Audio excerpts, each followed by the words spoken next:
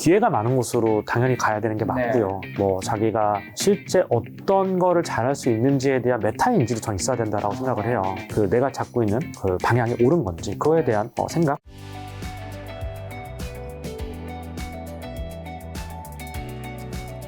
대부분 우리 한국 사람들은 좀 열심히 살잖아요. 근데 왜 대부분 사람들이 부자가 될 수 없는지, 일반 사람들이 부자가 되려면 좀 뭘 바꿔야 할까요? 진짜 어려운 질문이네요.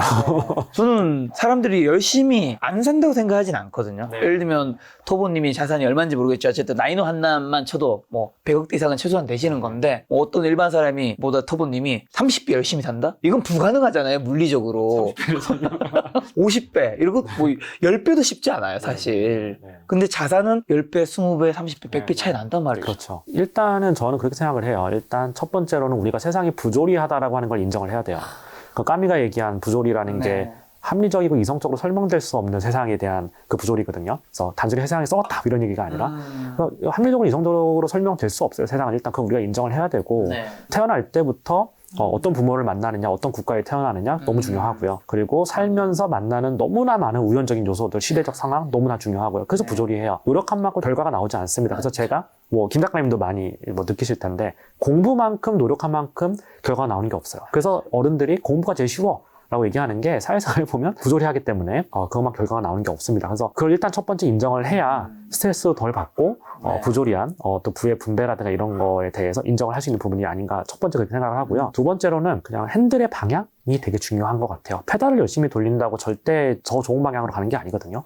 어떤 사람은 페달을 조금 돌렸는데 핸들을 그냥 우연히 그쪽으로 잘 틀어서 너무나 안락한 탄탄대로로 가는 사람도 있고요. 어떤 사람은 진짜 페달을 너무 열심히 돌렸는데 저기 낭떠러지로 가는 길이었어요. 뭐 그럴 수 있고. 그래서 저는 그것도 부조리의 한 부분이긴 한데 근데 내가 지금 핸들 방향을 잡고 있는 게 과연 옳은 방향인지 한번 생각해 봐야 되는 것 같아요. 다 같이 의대 간다고 다 의대 가고 다 같이 뭐 로스쿨 좋다고 로스쿨 가고 이게 아니라 정말 그 내가 잡고 있는 그 방향이 옳은 건지 그거에 대한 생각, 그리고 내가 정말 페달을 열심히 돌렸다고 생각을 하는데 만약 결과가 안 나와, 계속 안 나와, 뭔가 안 좋아 이러면 자기가 핸들의 방향을 잘못 잡았을 가능성이 되게 높거든요. 방향이 훨씬 더 중요한 것 같아요. 훨씬 더 중요하고, 그렇다고 내가 뭐 고민을 많이 한다고 뭐 방향을 제대로 잡을 수 있느냐, 그건 또 다른 문제죠. 그건 또 다른 문제죠. 그래서 뭐 거기에 대한 명확한 해답은 있다고 생각은 안 하는데 방향이 일단은 더 중요하다고 생각합니다. 방향은 어쨌든 운적인 요소도 있겠지만 어쨌든 나의 선택에 대한 것도 있으니까. 네네네. 그렇죠. 내 선택이 잘한 선택인지 아닌지를 좀. 네, 그래서 선택의 방향이 확률을 높이는 방향으로 가야 되는 거잖아요. 맞아. 근데 그 어디가 확률이 높아 물어보면 그것도 대답하기 되게 어려운 질문인데 주신 질문들 중에 서울에 살아야 되는 이유 막 이런 얘기. 맞아요. 성공을 위해서 서울로 올라와야 되는. 저는 예를 들면 저 같으면 고향이 대구거든요. 네네네. 서울에 이제 고시원에서 처음 시작을 했는데. 대단하시네요. 아닙니다. 단순히 이제 뭔가 내가 위로 올라가려면 여기 지역에서는 좀 한계가 있겠구나라는 생각을 했죠. 네, 그래서 기회가 많은 곳으로 당연히 가야 되는 게 맞고요. 뭐 자기가 실제 어떤 거를 잘할 수 있는지에 대한 메타 인지도 전 있어야 된다라고 생각을 해요. 그래서 저는 제가 하나의 사례를 좀 말씀을 드리면 극명한 사례인데요. 아까 전에 제가 되게 성공했다라고 하는 그 회사 대표가 있어요. 저보다 어린 동생인데 자우성가에서 굉장히 잘 나가는 회사를 운영을 하고 있습니다. 근데 그 친구가 나름 공부도 잘해서 명문대를 갔어요. 근데 내가 볼 때 명문대를 가긴 했지만 그 안에서도 이제 진짜 공부를 잘하는 애들이 있고 머리가 좋은 애들이 있고 공부머리가 좋은 거죠. 그리고 공부머리가 그렇게 안 좋은 애들이 있어요. 우직하긴 하는데 안 좋은 애들이 있어요. 근데 이 친구는 공부머리가 좋은 친구는 확실히 아니에요. 왜냐면 같이 책을 읽어보고 같이 토론해보면 다 알잖아요. 근데 확실히 그쪽은 아니야. 근데 이 친구가 그래도 나름 괜찮은 대학에 갔으니까 다들 사법고시 공부를 하니까 같이 사법고시 공부를 한 거예요. 그래서 1차도 못 붙었어요. 제가 맨날 하는 말이 있는데 뭐 사법시험이든 지금은 없어졌지만 회계사 시험이든 어떤 시험이든 간에 1차를 내가 연속 2번 정도 떨어졌으면 포기를 하라고 얘기를 해요. 재능이 없는 거다라고 얘기해요. 솔직히 얘기해서. 내가 열심히 했는데 1차를 연속 2번 떨어졌어. 그건 재능이 없는 거야. 라고 저는 항상 얘기를 합니다. 절대 하지 말라고. 왜? 열심히 했다는 기준 하에. 네, 근데 왜냐면 그 섹터에 들어가면 너무 똑똑한 애들이 많은데 걔들하고 경쟁에서 이길 수가 없어요. 그 정도로 재능이 없으면. 어떻게 시험을 합격한다 해도 이기기 좀 힘들다라고 봐요. 이거 뭐 냉정한 얘기지만. 근데 그 친구는 사법고시 1차를 3번이나 떨어졌고, 그리고 나이가 많이 들어서 군대에 끌려가게 됐어요. 인생이 완전 망한 거죠. 우리는 보통 인생 망이라고 하잖아요. 제대를 하고 나니까 뭐 30살, 31살인 거예요.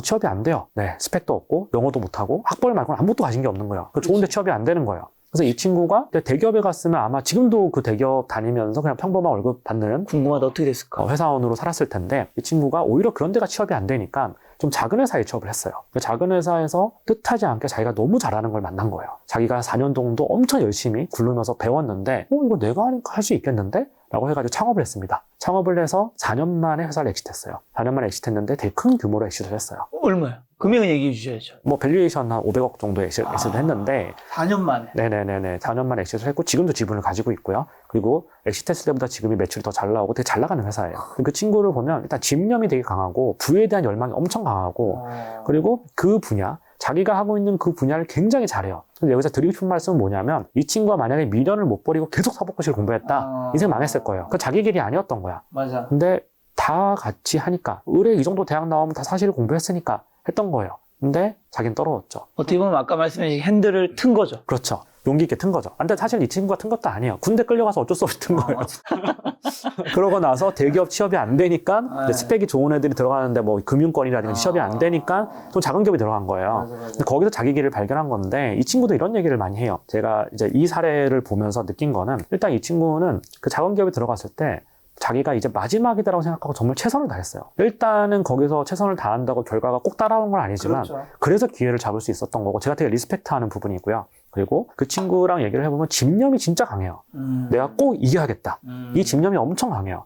그래서 아마 본인이 그 사법시험을 떨어졌을 때 견디기 되게 힘들었을 거예요. 보통 사람 같은 페인이 됐을 거예요. 그렇죠. 그 몇 년 동안 했는데 네. 고시낭인이라는 표현이 괜히 있는 게 아니죠. 맞아요. 그래서 고신낭인 중에서 이렇게 성공한 케이스 별로 없거든요.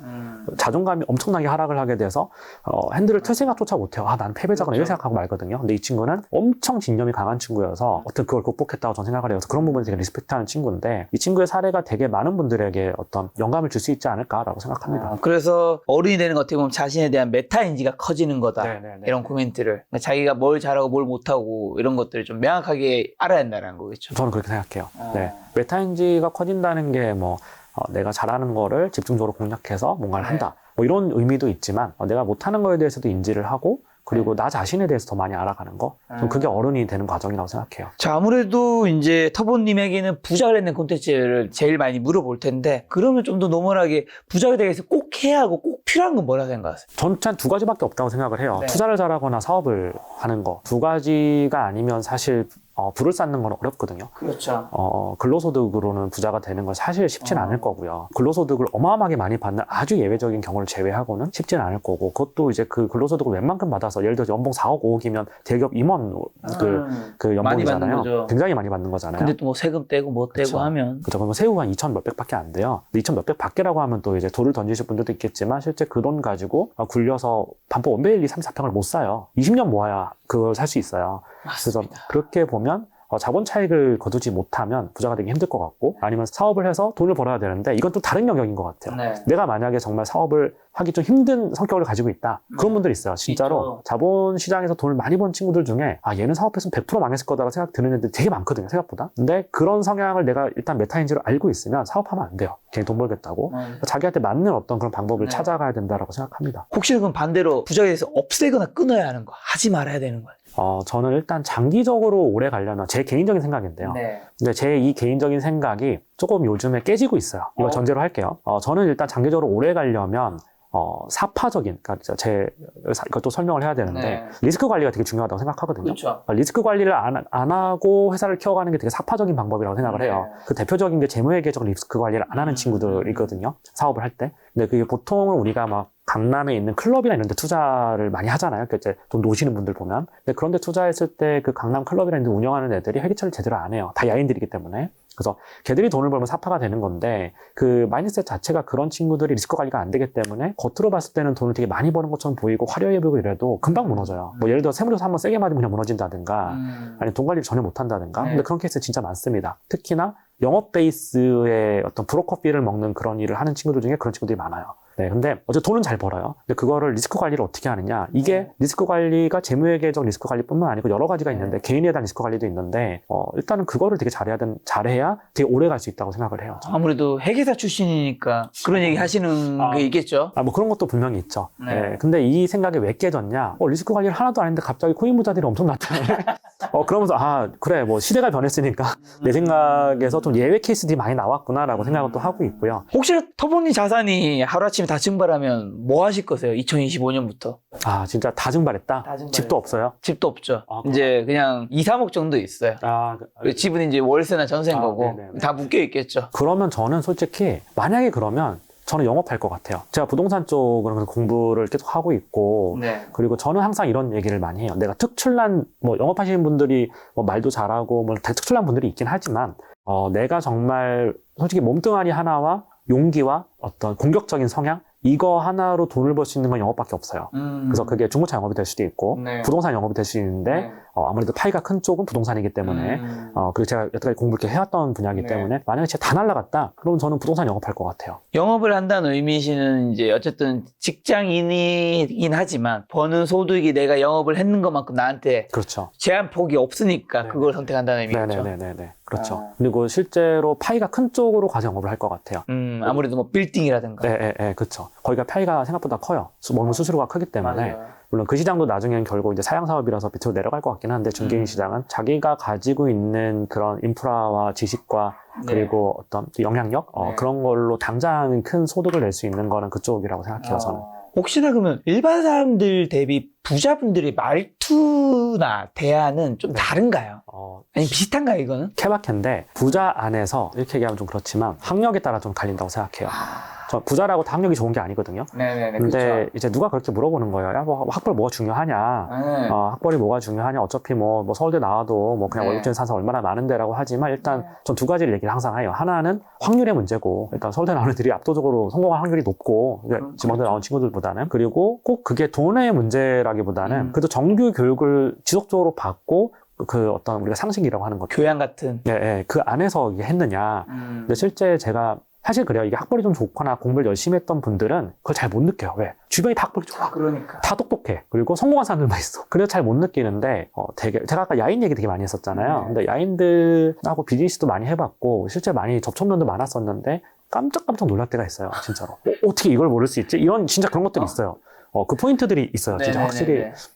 단순히 그게 어떤 맞춤법이라든가, 네. 이런 문제가 아니에요. 그런 거나 아니면 뭐 어떤 비즈니스의 선을 넘는 행동이나. 아니면 어떤 말투도 그렇다고 생각을 해요. 아. 저는. 그래서 그거는 확실히 학력하고 관련이 있을 확률이 높아요. 부랑은 상관이 별로 없는 것 같아요. 그거는. 그리고 일반 사람들이 생각하는 부자에 대한 오해는 좀 어떤 게 있을까요? 저는 그 일반 사람들이 생각하는 부자에 대한 오해가 네. 그런 게 있는 것 같아요. 이 사람이 부자니까 결과적으로 이 사람의 말이 옳다. 저는 이게 사기의 덫이라고 생각해요. 일단은 그사람의 말이 틀릴 수 있거든요. 충분히. 그렇죠. 네, 그런 게 있잖아요. 결과만 보면 예를 들어서 뭐 100억을 벌었어요. 네. 근데 이 100억 버는 과정이 훨씬 더 중요하거든요. 사람들한테 인사이트를 줄 때는 그냥 내가 뭐 오랫동안 비트코인 존버했는데 100억을 벌었어요. 그건 누구나 그 존버한다고 돈을 벌 수 있는 게 아니잖아요. 각각의 상황에 따라 다른 거고 그리고 그 시대의 어떤 흐름도 있는 거고 근데 결과적으로 이 정도의 돈을 예를 들어 벌었다. 네. 투자 성과가 나왔다라고 해서 그 사람의 말이 굉장히 더 신빙성이 있다라고 보기는 어려운 것 같아요. 그것 때문에 많은 사람들이 부자 행세를 하는 사람들한테 사기를 당한다고 생각해요. 항상 우리가 그 강의파리와 사기의 어떤 공식이 있잖아요. 일단 뭐 이제 결과 보여주고 람보르기니 차 보여주고. 우루스 같은 거 보여주고. 한강 보여주고. 네, 그쵸. 공식이 있잖아요. 그리고 너도 할 수 있어. 너도 할 수 있어. 어떻게 할 수 있어? 내가 알려줄게. 일단 강의 수강하고 그리고 공동투자 나랑 같이 한번 하고. 레파토리가 있죠. 네. 결국 그 덫에 걸려드는 거는 자기 아우라를 만드는 거거든요. 근데 이걸 가지고 우리가 아우라적 지각이라고 얘기를 해요. 사실 철학에도 그런 용어들이 있어요. 근데 아우라적 지각을 걷어내고 그 사람의 워딩 자체를 좀 보고 분석을 해야 되는데 한번 아우라가 씌워지게 되면 약간 종교적인 신념을 갖는 것 같아요. 맞아. 그래서 사기를 어처구니 없이 당하고 사실 그 최근에 그 많은 문제가 되고 있는 경매 관련해서 경매 수강생들한테 막 사기 만든 그건 도저히 너무 이해가 안 되는 거예요. 왜냐하면 당시에도 그 당시에 그 지역을 조금 검색해보고 임장을 좀 다녔으면 그 당할 수가 없는 거거든요. 이거에 대해서 저도 PD한테 얘기를 많이 해봤는데 너무 어처구니 없는 사기를 당하는 거예요. 그러면 이 사람들이 나중에 콩깍지가 딱 벗겨지고 나서 사기인 걸 알게 되는데 사기 또는 이게 너무 과장이었고 알게 되는데 그 당시에는 아우라가 씌워져 있는 거예요. 네, 그래서 종교 신념을 갖게 되는 거죠. 그래서 저는 우리나라 한국 사회가 물론 부자들 정말 열심히 일하고 사업 열심히 하고 뭐 그런 분들 리스펙트 할 만한 분 너무 많고 뭐 있지만 부자라고 해서 과연 그러냐를 한번 비판적으로 성찰해 볼 필요가 있다고 생각해요.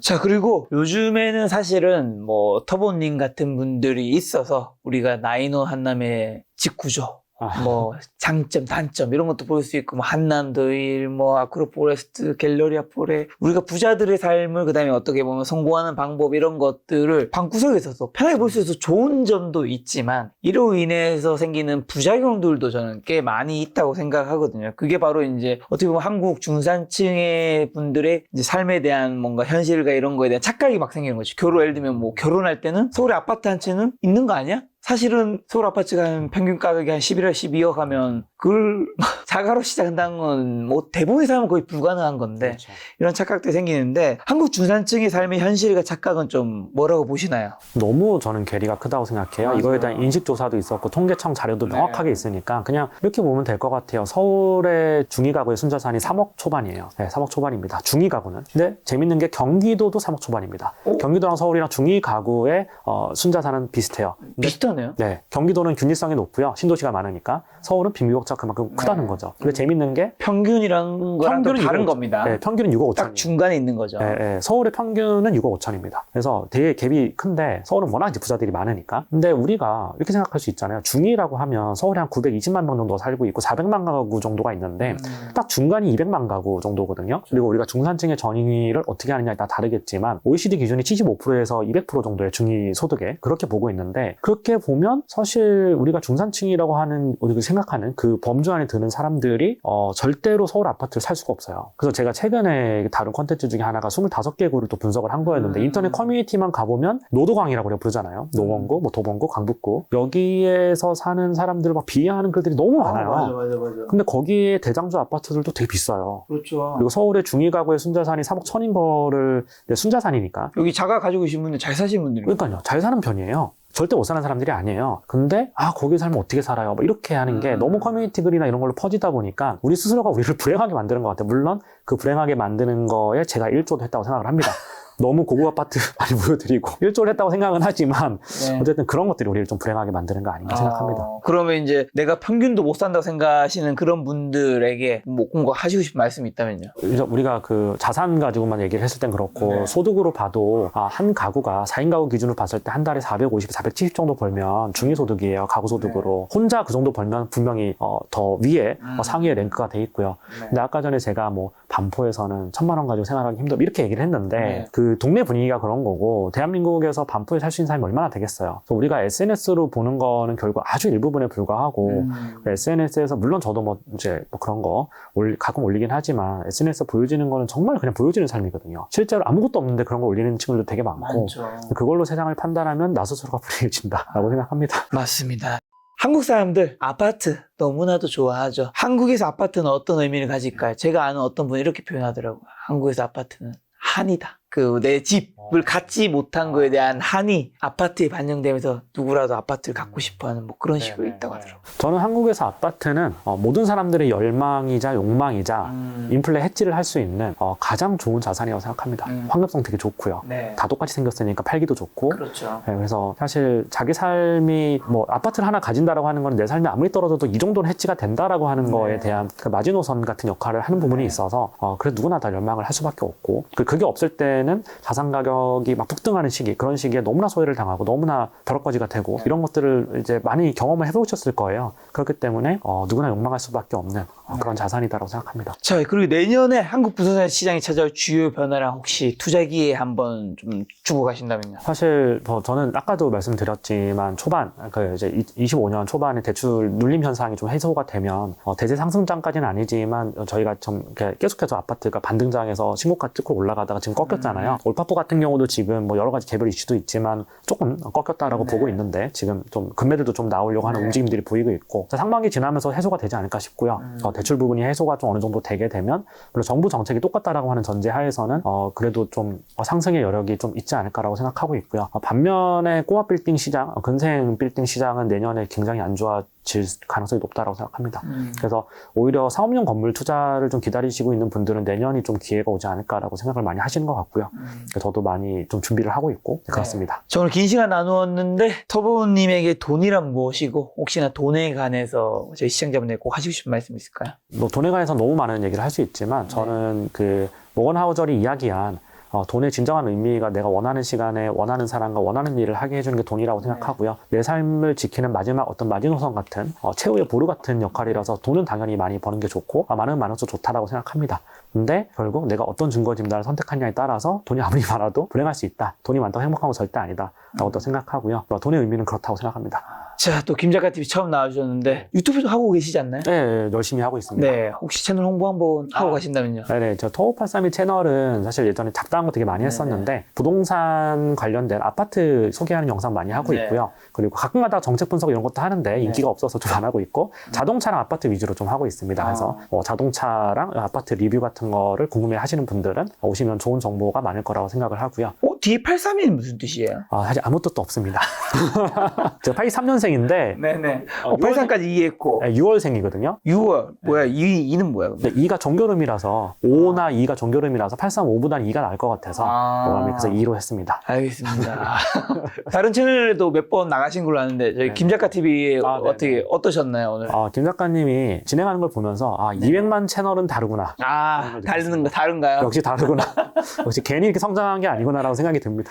열심히 하도록 하겠습니다. 저도 언젠가 생각지도 않았지만 생각해본 적도 없는 나인원에 혹시나 갈 수 있는 날이 있을지 하지만 나중에 혹시나 갈 수 있는 날이 온다 하더라도 가지 않도록 하겠습니다. 왜냐하면 아까 말씀하신 중고 집다 생각하니까 가면 더 불행해질 것 같다는 생각이 터보님의 이제 자동차랑 그 다음에 또 아무래도 부동산 관련 하이엔드 위주의 콘텐츠가 좀 많았죠. 근데 요즘엔 일반 아파트도 많이 하고 있고요. 네. 지방 아파트, 경기도 아파트도 좀 뭐 하고 있어요. 네. 그럼 부동산 콘텐츠 궁금하신 분들은 터보832 유튜브 채널 클릭하시면 제가 유튜브 링크 댓글에 남겨놓도록 하겠습니다. 보시면 터보님 인사이트 볼 수 있으리라 생각합니다. 오늘만의 손님은 터보832님이었습니다. 지금까지 소중한 시간 함께 해주셔서 정말 감사합니다. 오늘도 김 작가였습니다. 고생 많으셨습니다. 감사합니다.